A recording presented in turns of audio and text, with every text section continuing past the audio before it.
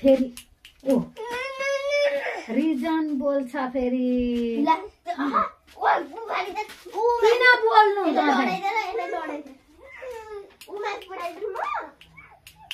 हान्दै थियो घाममा गयो अब तँ पनि जा न खेल्न उसलाई मोबाइल मन लागेको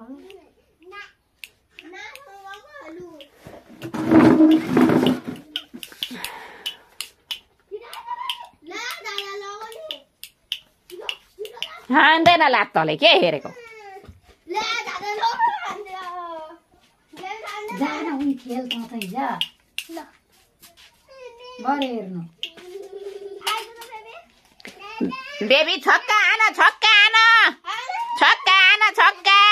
भाइलाई दियो छक्का आन लात्तीले पर पुर्याउँछ बेबीले